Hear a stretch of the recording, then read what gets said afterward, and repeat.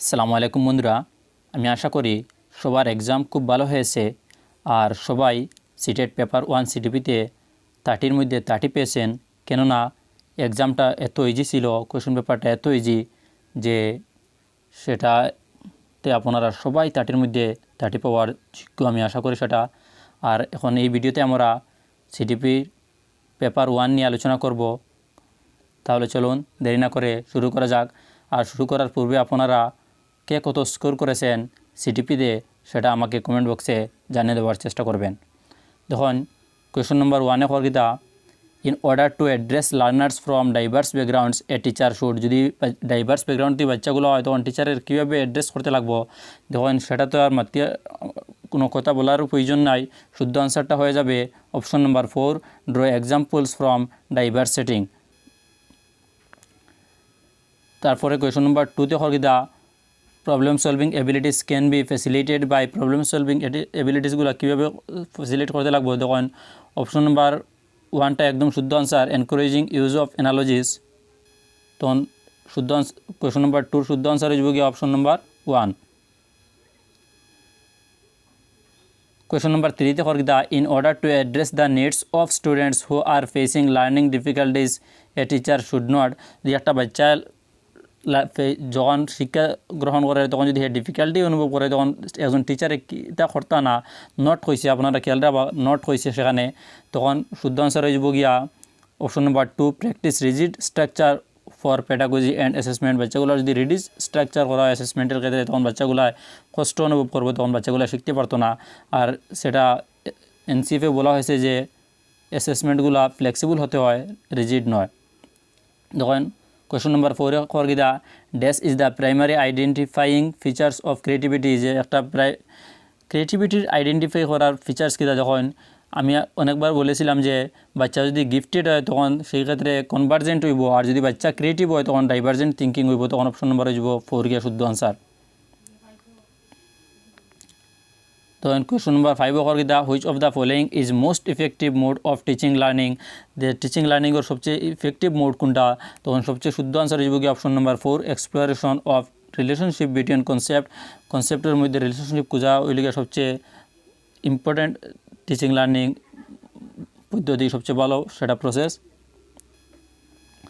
Question number 6-এ কর্গিদা, a teacher should analyze the various errors and made by students on a given task because the option number 4 কেন সবচেয়ে শুদ্ধ answer, understanding of errors আর meaningful in the teaching learning process, যে এরর্সগুলা বোঝা হইল টিচিং লার্নিং প্রসেস সবচেয়ে ভালো।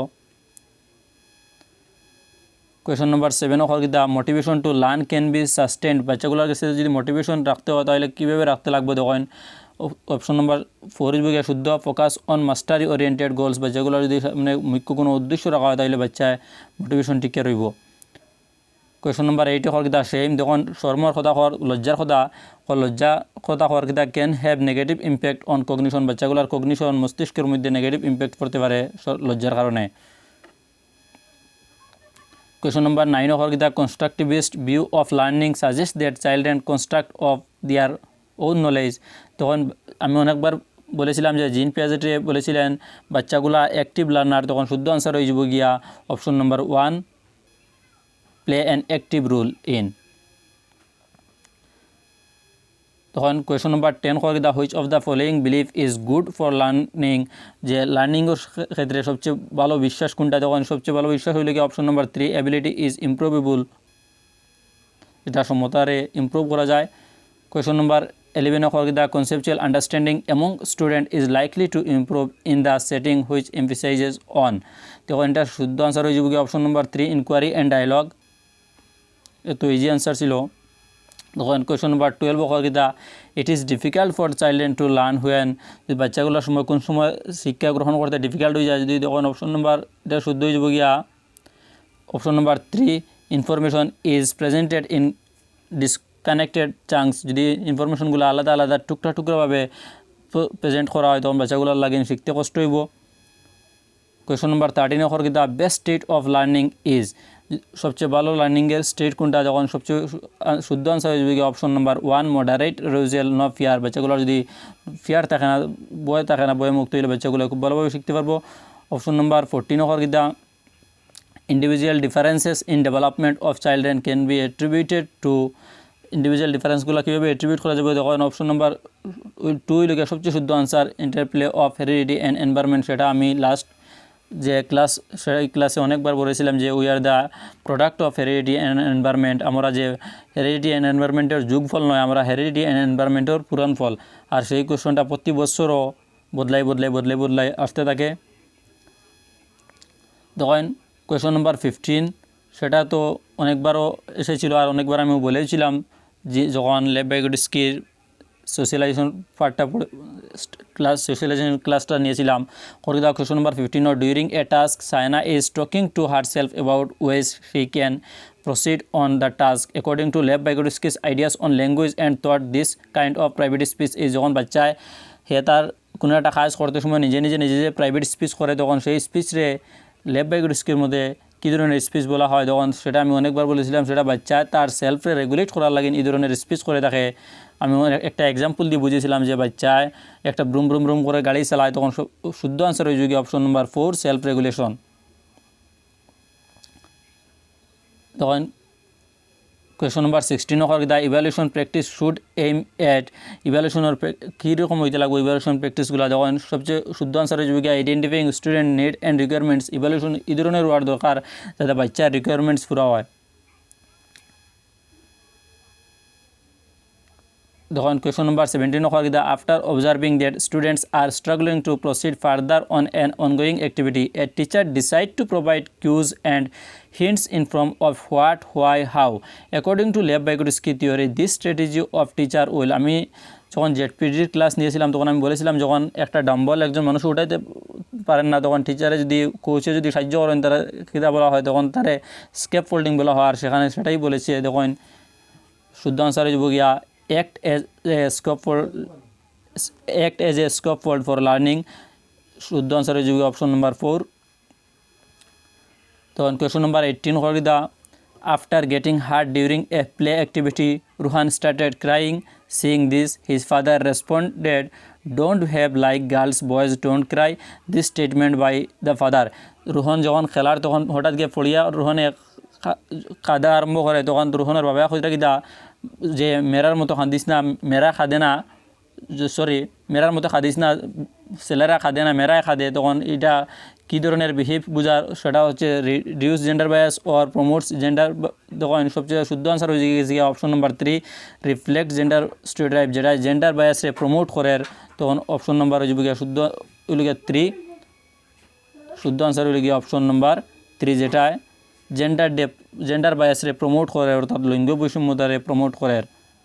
অপশন নাম্বার কোয়েশন নাম্বার 19 হল the in a progressive classroom. এটা প্রোগ্রেসিভ ক্লাসরুমও কীরকম শিক্ষাদান হইতে লাগবে তখন অপশন নাম্বার 1 হইল শুদ্ধ answer ampoule opportunities should be provided for construction of knowledge. বাচ্চাগুলোর কাছে যথেষ্ট অপরচুনিটি দেওয়ার দরকার বাচ্চাগুলো শিখতে হইলে।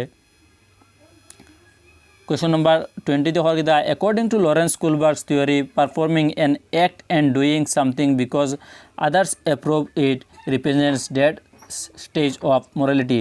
যে লরেন্স কুলবার্গের থিওরিত কইরা দাও একটা বাচ্চায় অন্যদের অ্যাপ্রুভাল লাগে বাচ্চা কোনো কাজ করে অন্য সোসাইটির সম্বন্ধ করিয়া যখন বাচ্চা কাজ করবো তখন কোন স্টেজে থাকে। তখন আমি সেটা অনেকবার বলেছিলাম বাচ্চায় সোসাইটির লাগিন কাজ করে তখন সোশ্যালি অ্যাক্টিভ থাকে দেয় তখন ওই জায়গায় অপশন নাম্বার 4 হইল গিয়ে শুদ্ধ আনসার কনভেনশনাল পিরিয়ডও বাচ্চা তখন থাকে, তখন বাচ্চা সোসাইটির বেশি গুরুত্ব দেয়। কোয়েশন নাম্বার 21 হল the which of the following is correct in the context of socialisation of children. সোশ্যালাইজেশনের ক্ষেত্রে যে সবচেয়ে কোনটা শুদ্ধ স্টেটমেন্ট হল the peers are primary socialisation, তখন এটা বিলকুল ভুল। সবচেয়ে শুদ্ধ আনসার হইল গিয়া school is a secondary socialisation agent and family is a primary socialisation agent. Question number 22 te hol the theory of multiple intelligence emphasizes that or theory of multiple intelligence se kita bujhay tokon there are several forms of intelligence. Option number hobo gya 1 shuddho answer.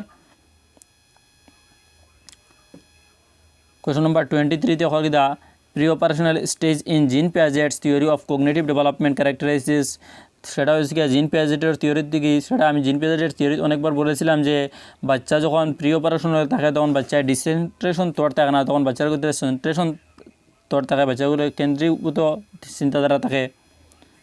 তখন question number 24 হওয়ার the which of the statement is correct in context of ডেভেলপমেন্টের ক্ষেত্রে কোন স্টেটমেন্টটা সবচেয়ে শুদ্ধ। তখন সবচেয়ে শুদ্ধ আনসার হইলে গিয়ে কেন option number 2, development is multidimensional. Question number 25 হল the Lev Vygotsky social cultural perspective of learning emphasises importance of dash in the learning process. যখন মোটিভেশন তো লেভ বাইগোডস্কির থিওরিত নাই, ইকুইলিব্রিয়ামও নাই, অ্যাট্রিবিউশনও নাই, তখন সবচেয়ে শুদ্ধ আনসার হইলে গিয়া option number 3, cultural tools. Lev Vygotsky social cultural থিওরিও দিয়েছিলেন। তখন কোয়েশন নাম্বার 26 হল the in his theory of cognitive development Jean Piaget explain cognitive structure in terms of. দেখুন এটা তো এত ইজি আনসার।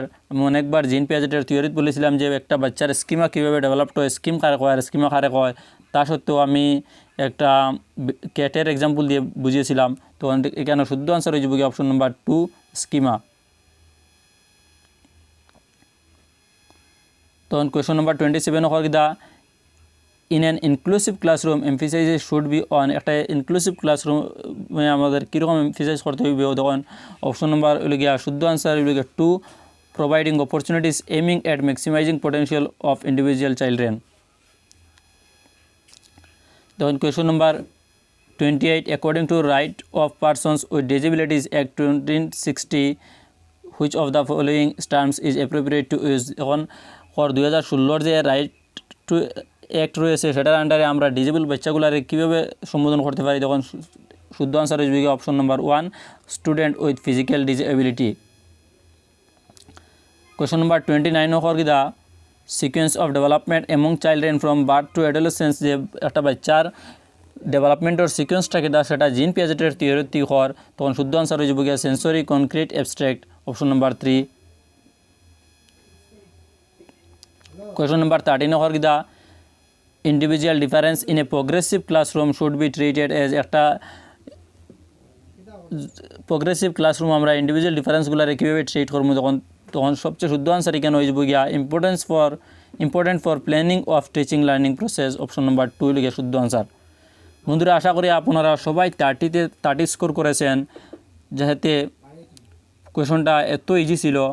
আর আপনারা কে কত নম্বর স্কোর করেছেন সেটা আমাকে কমেন্ট বক্সে জানিয়ে দেবেন। আর এই ভিডিওটা আমি খুব তাড়াতাড়ি বানাতে হচ্ছে, সেই জন্য অনেক সময় হয়তো আমার যে ভয়েসগুলা সম্পূর্ণভাবে ক্লিয়ার না হতে পারে। যে কোয়েশন পেপারটা আমার কাছে পৌঁছতে অনেক লেট হয়ে গেছে। আর ভিডিওটা ভালো লাগলে সবাই লাইক করে দিবেন, চ্যানেলটাকে সাবস্ক্রাইব করে দিবেন, আর যত বেশি সম্ভব হয় ভিডিওটাকে শেয়ার করে দিবেন, যাতে সবাই 100% অথেন্টিক আনসারকে লাভ করতে পারে।